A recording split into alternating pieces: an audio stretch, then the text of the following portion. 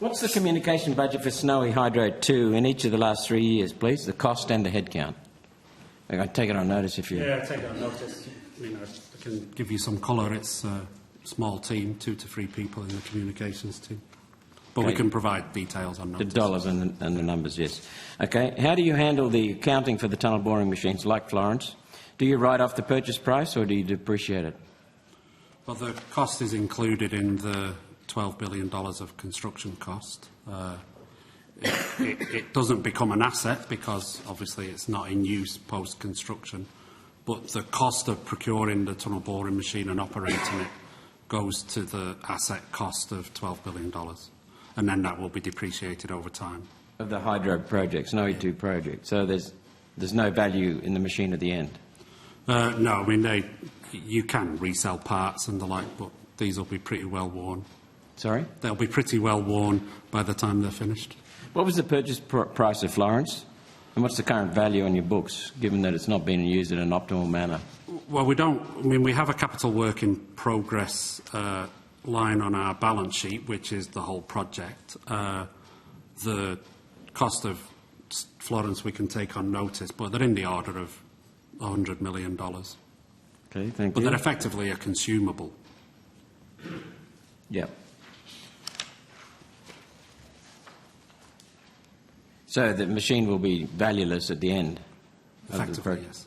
So the machine has no value, so it's not going to be written off. It's just part of the construction cost of the project.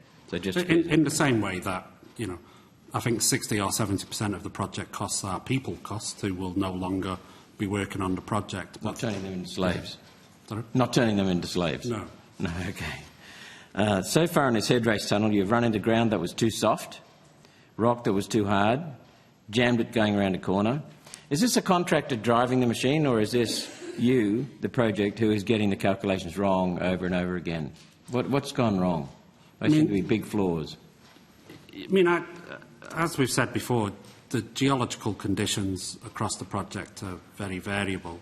The event that happened in December 2022, we've traversed that. There was a project that wasn't operating effectively, and we've corrected that.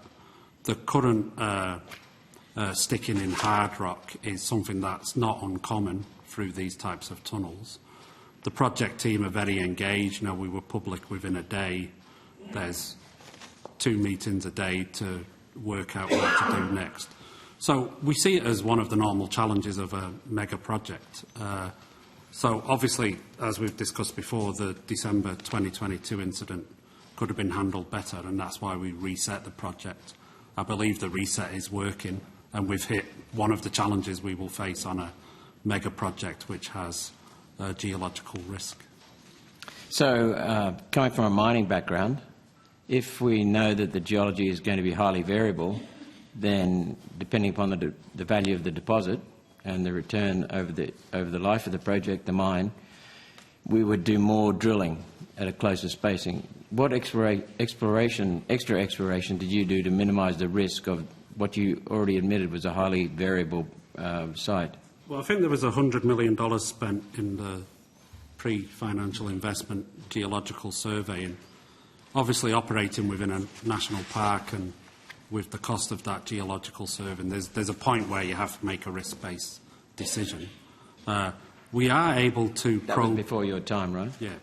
We are able to probe ahead of the machine to test the conditions, but it's not foolproof, as we've discovered. Right. Because in a private enterprise project, if it had too many delays, the project goes bankrupt, and that's it.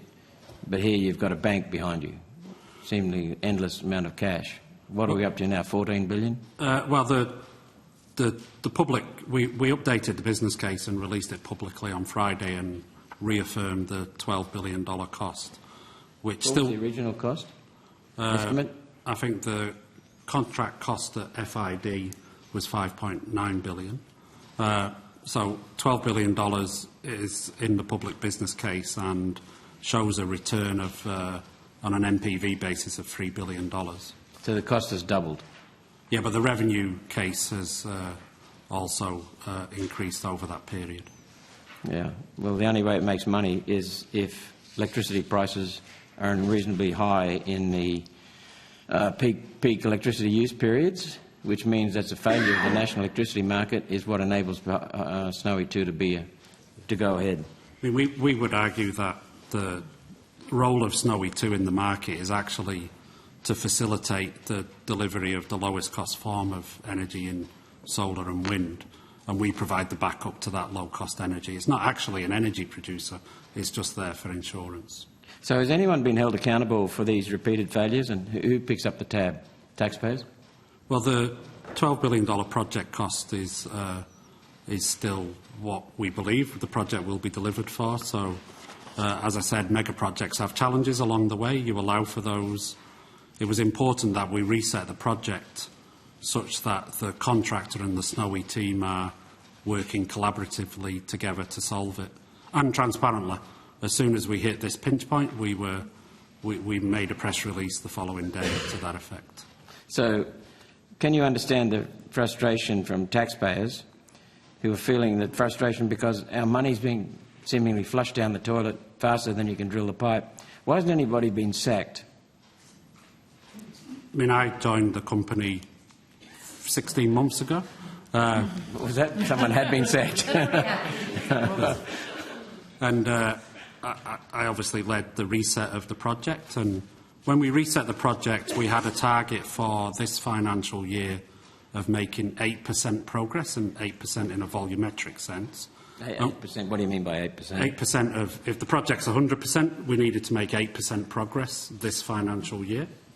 Excavation of 8%? Well, it's earned value is the calculation, which is the total volume of the work required to finish the project. So not volume of stone, but volume of work? Volume of work. Okay. And we've achieved 6% as at the end of April and are on target to achieve 8% for the financial year. Okay.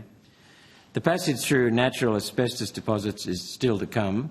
Can you provide me with the drilling plan and risk management plan, including occupational health and safety for workers who will be exposed to asbestos? So the primary control is that as we approach the naturally occurring asbestos, the Florence TBM will go into what we call closed or slurry mode. So it will excavate in a closed loop with a liquid in front of the machine, and that will be extracted through pipes. So there will be no exposure to any individual of asbestos. And what about disposal? Eventually it dries out, presumably. It dries out and it There's gets a separation in the slurry treatment, which removes the asbestos from the slurry, and then that is a contained process, and that'll be disposed of under the approvals that we have. Do we have a copy of the overall plan, please, on notice? I mean, I don't know if it is in the construction approval documentation. I presume it is. I think it is public document, so we can give you a link on notice. Minister, will the Commonwealth make a provision in the budget against future medical claims for workers on this project who will be exposed to asbestos? Do you acknowledge the risk and the government's liability? I think that questions about the financing of this project generally are to be asked in the Department of Finance. I understand the question that you're asking, but it may be that other officials have another additional information to provide, but I think it's a Department of Finance no one question, knows if Senator. there's a contingency for a liability? I think the Commonwealth has broad provisions to manage risks, but it's probably one for the Department of Finance, who are broadly responsible for the financing strategy as the shareholder minister. Mr Barnes, your Chief Executive Officer, could we get that from you on notice? We don't make a provision for that circumstance. Our job is to make sure no one's exposed. Okay. If Snowy Hydro was terminated right now and the site put back how you found it, what would be the cost to taxpayers? I mean, we have spent $5.3 billion to date. How much? $5.3 billion. Yeah. We have not considered the cost to stop the project. We're focused on finishing the project. So you haven't calculated the cost of expenditure so far, plus cancellation and the cost of remediation? No. Okay. Has anyone from the current government or the previous LNP government asked you for that figure or some version of it? Not that I'm aware of. Okay. Thank you. Thank you, Chair. Thank you, Senator Roberts.